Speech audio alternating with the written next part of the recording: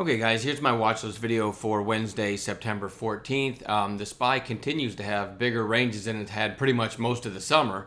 But trading's not very easy right now. There's a lot of things that are just chopping around and it's been fairly difficult. I ended the day plus, I don't know, 28 bucks, something like that. I guess that's better than being red. I kept my streak alive. I don't think I've had a red day since, since late June. But $28, you can't make a living off that. But anyway, it's just been a little bit tricky out there.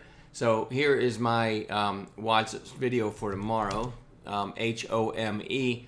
Not a lot to go on here on the daily chart, but it had a nice bounce today, and then in after hours right now it's trading at 1307, I believe, on earnings. So without much chart history and this one really beaten up, I want to watch that as a potential gap and go tomorrow.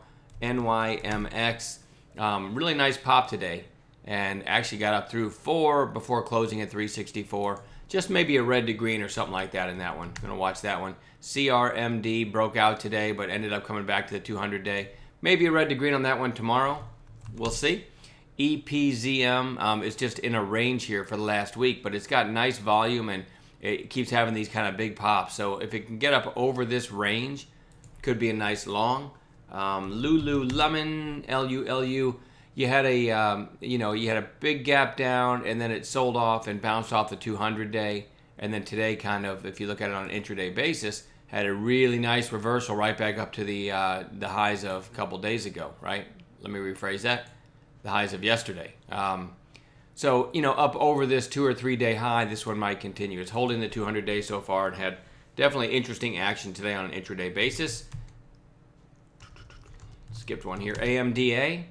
Like this chart a lot. Had a big pop here from 60 cents to $1.40. Lower high here at $1.06.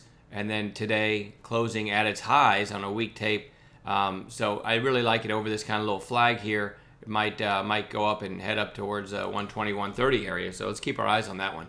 CLRB was on watch today. Didn't do anything. No trades in it. But it's kind of still hanging on. So potential long in that one after, it had this nice pop back here for a few days, and now it's just consolidating. So only with a proper setup. You can tell I'm not really in love with any of these so far, but and a couple more. SBLK had a nice pop from 4 to 550, now 3 days lower on declining volume. Pretty good setup for a potential turn back up, and the same kind of thing with BTX. Had a pretty big 2-day move here, and now you're down 3 days on much lower volume. Could be ready to turn back up there too.